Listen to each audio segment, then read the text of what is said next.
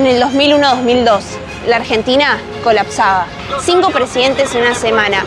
Una sociedad que gritaba que se vayan todos. La incertidumbre y el caos era total. Sin ese contexto, no es posible pensar el liderazgo de Néstor Kirchner. Ese vacío de autoridad fue la condición de posibilidad del liderazgo kirchnerista. Porque, como dice Alessandro, el impacto de un líder aumenta cuando la sociedad puede asimilar estos cambios radicales. Y la Argentina del 2003 era esto. Lo que dijo el compañero da un claro indicio de que la tesis de Weber estaba en lo cierto. El liderazgo, más allá de las cualidades personales, es una relación social donde el elemento central es la aceptación del mismo por parte de los seguidores. ¿Listo? Y si la sociedad obedece, ¿por qué creen la legitimidad de ese líder? ¿Qué vieron en Néstor?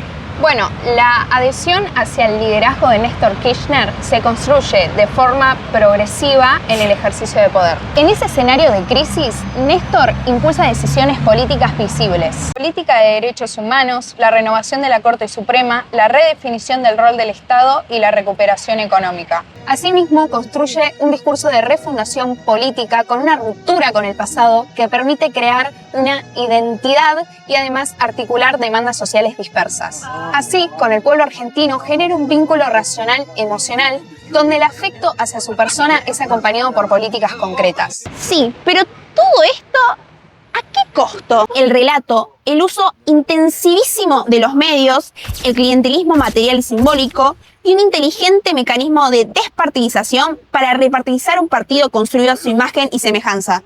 Así construye una legitimidad carismática en términos weberianos. Pero pará, ¿y no tiene legitimidad legal? O sea, sí, digamos, es elegido democráticamente, pero su gestión tiende a tensionar las reglas del juego.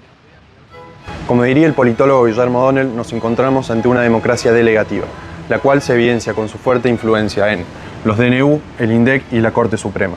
Pareciera que todo esto ya es tradición argentina. Bueno, volvemos. El principal activo del kirchnerismo fue siempre el pueblo argentino. Por eso es importante que nos preguntemos ¿qué fue Néstor para la gente? Néstor simbolizó la refundación para el pueblo argentino. Se había estado en el infierno, pero llegaba el momento de salir de él de la mano heroica del nuevo líder, designado por la historia para ocupar su lugar por encima del resto de los mortales, como un único conocedor del camino a seguir, hegemónico, práctico y feroz. O al menos así, Moscovici describiría la figura del caudillo totémico, que es lo que fue el Pingüino con su narrativa de militante superviviente de los 70, también su confrontación simbólica con los poderes tradicionales. Acá te contamos los 3 mecanismos que Néstor utilizó para la construcción de un fuerte sentido político y de identificación.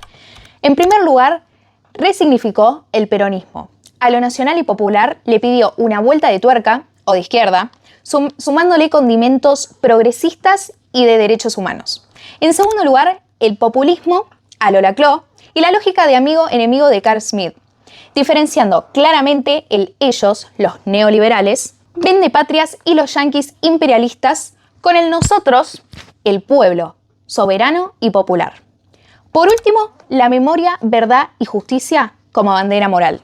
El contexto dio posibilidades de un liderazgo fuerte, pero las características personales de Néstor le dieron forma a ese liderazgo. Su figura surge de la combinación entre un contexto de vacío de autoridad, legitimación política y demanda social de reconstrucción, además acrecentada por una fuertemente capacidad para interpretar ese momento histórico, construir sentido político y generar una identificación colectiva completamente nueva.